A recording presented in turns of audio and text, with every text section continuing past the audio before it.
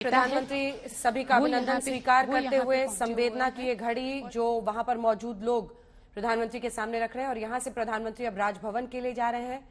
जो जानकारी आई है उसके मुताबिक प्रधानमंत्री अपना तय जो निर्धारित कार्यक्रम था पश्चिम बंगाल का वो वीडियो कॉन्फ्रेंसिंग के जरिए उसको अटेंड करेंगे।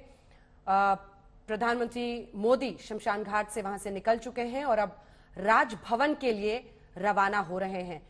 वीडियो कॉन्फ्रेंसिंग के जरिए पश्चिम बंगाल में जो उद्घाटन का कार्यक्रम उन्हें करना था, जानकारी आई है कि उसे वो करते रहेंगे। ये साफ एक संदेश देता है कि प्रधानमंत्री अपने तय निर्धारित कार्यक्रम को कर रहे हैं। परिवार की तरफ से भी यह संदेश आया कि आप लोगों की प्रार्थनाएं हमारे साथ हैं, लेकिन हम तय कार्यक्रम के हिसाब से कर रहे हैं। और आपको यह भी बता दें कि चाहे वो भारतीय जनता पार्टी शासित राज्यों के मुख्यमंत्री हो या गैर बीजेपी शासित राज्यों के कई मुख्यमंत्रियों ने इच्छा जताई थी, वो यहां आना चाहते थे, लेकिन उन्हें मना कर दिया गया क्योंकि बहुत ही सादगी और सरलता के साथ आज ये जो अंतिम संस्कार का कार्यक्रम है उसे वहां पर पूरा किया गया है। प्रधानमंत्री अपने काम पर वापस लौट रहे हैं। ये एक सख्त संदेश, क्योंकि देखिए गोपी, ये चर्चा हमेशा होती है प्रधानमंत्री अपने काम को लेकर और कैसे अपने डे प्लान को उन्हें मैनेज करना है, इन सब को लेकर बहुत ही गंभीरता से अपने काम को करते हैं। और आज एक बार फिर एक बड़ा संदेश वो दे रहे हैं। सुबह सुबह वहां पर पहुंच गए, लगभग 7:30 पौने 8 बजे। जो तय कार्यक्रम था उसके मुताबिक उन्होंने अंतिम संस्कार किया और इसके बाद वो अपने काम के लिए आगे बढ़ रहे हैं। गोपी, बिल्कुल, देखिए ये एक बहुत ही बड़ा संदेश है जो प्रधानमंत्री की ओर से दिया गया है कि हर परिवार के हर सदस्य यही कह रहा था कि सिर्फ परिवार के कुछ लोग ही यहाँ पे मौजूद रहेंगे। इसके अलावा यहाँ पे इस पूरी जो अंतिम यात्रा है या अंतिम क्रिया है उसमें परिवार के अलावा कोई भी सदस्य नहीं रहेगा। आप देखिए कोई बड़ा क्योंकि अक्सर ये होता है कि राजनीति में जब भी किसी की मौत भी होती है तो एक बहुत बड़ा राजनीतिक कार्यक्रम हो जाता है अंजना।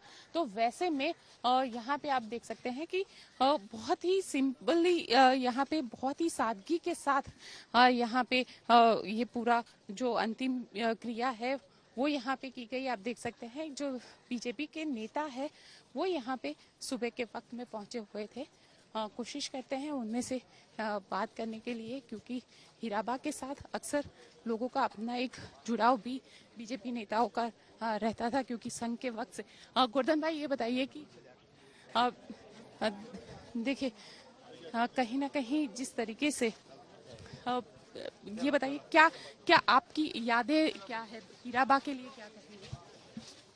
बिल्कुल, देखिए बीजेपी नेता जो है वो इस वक्त गोपी बातचीत नहीं करना चाहते हैं और सभी की भावनाओं का सम्मान। आप बने रहिए हमारे साथ, फौरन आपके पास गोपी लौटेंगे।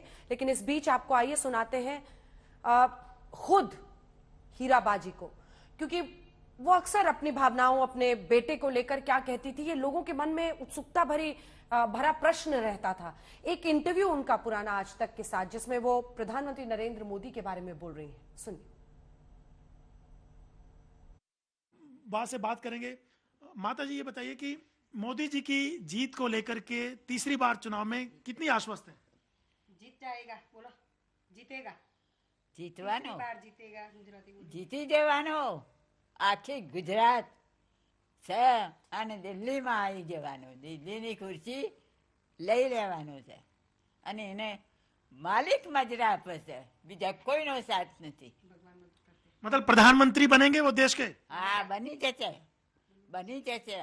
મારો આત્મા કહે છે, અંદરનો ભીતરનો આત્મા કહે છે કે છોકરો મારો પાછો નહીં પડે કોઈ કારી। માલિક આગળ છે, પાછળ નથી भगवान। कभी आपके हाथ का खाना कभी खाते हैं, कहते हैं कि माँ ये बना दो, ये मुझको पसंद है, और कितनी बार आपसे मिलने आते हैं यहाँ पे? 2 बार। મળવા કેટલી વખતે આવી તમને વર્ષમાં? દિવસમાં 2 ફેરા। आपको लेके जाते हैं वहाँ पे? 1 फेरा એના जन्म થયો ને।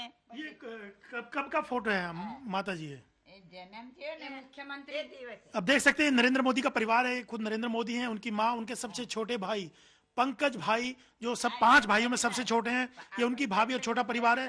ये नरेंद्र मोदी का वो फोटो है जब नरेंद्र मोदी अपनी माँ से आशीर्वाद लेने आए थे और ये गीता उनकी माँ ने उनको भेंट की थी। जी, गीता आली અને ગીતા પેનથી લઈ અને બેઠો મારી જોડે અને મેં કીધું જાગ જરાય ગભરાય ને પ્રભુ આગળ છે અને તું પાછળ છે માલિક તને બચાવે છે અને માલિક તને ખુરશી આપે છે માટે ગભરાવાનું નહીં જરાય અને નહીં ગભરાય ઈશ્વર જેવો છે એને કોઈ ગભરાતું નથી।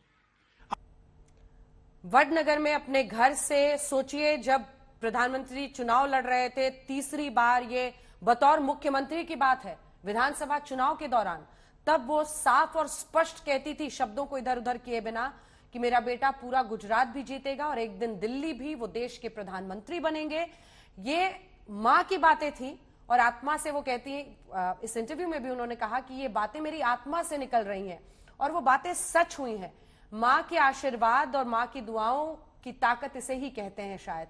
और इसीलिए आज जब वो अपने अंतिम सफर पर निकली हैं तो आप देख रहे हैं ममता से भरने वाली उनकी जो बातें हैं वो हर किसी को आज उनके जहन में आ रही है। प्रधानमंत्री नरेंद्र मोदी तो अक्सर उनके संघर्ष की, उनकी परेशानियों की, उनकी आर्थिक तंगी से जूझने की बातें बताते रहे हैं।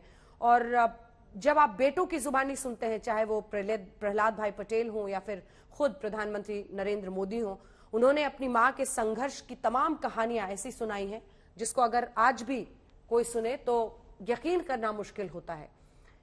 कितनी हिम्मत जुटानी पड़ी होगी अमेरिका में एक मंच पर यह बताने के लिए कि मेरी मां ने दूसरों के घर में जाकर काम किया ताकि हम सब बच्चे खाना खा सकें, अपनी शिक्षा प्राप्त कर सकें। और आज प्रधानमंत्री को जब आप देखते हैं, हालांकि उनके बाकी जो बेटे हैं वो अलग अलग नौकरियां पकड़ने लगे, लेकिन बतौर एक युवा के तौर पर नरेंद्र मोदी ने अपने लिए अलग राह चुन ली थी। मां को एहसास था, वो संघ के साथ काम करना चाहते थे, वो भारतीय जनता पार्टी के लिए काम करना चाहते थे। हर मकाम पर मां ने साथ दिया, उनके फैसलों में समर्थन दिया, उनके साथ जुटी रही। और अब ये तस्वीरें, जब कांधा देना पड़ा, 100 साल का लेकिन एक संपूर्ण और खूबसूरत जीवन जो हीराबा का रहा है, संघर्षों से परिपूर्ण, तो उसी के साथ एक मिसाल भी और ताकत देने वाला भी। ये आप तस्वीरें देख रहे हैं जब मां को अंतिम प्रणाम करने के लिए वो पहुंचे अपने भाई पंकज भाई मोदी के घर पर। नम आंखों से विदाई दी। अंतिम यात्रा में प्रधानमंत्री नरेंद्र मोदी गए। अंतिम सफर पर हीराबा को लेकर वो कांधे पर गए और फिर अंतिम शैया पर उन्हें लटाकर मुखाग्नि दी, उनका अंतिम संस्कार किया। कहते हैं उम्र कितनी भी हो, लेकिन कांधे पर जब अपने मां या पिता को ले जाना पड़े तो वो सफर सबसे बोझिल होता है।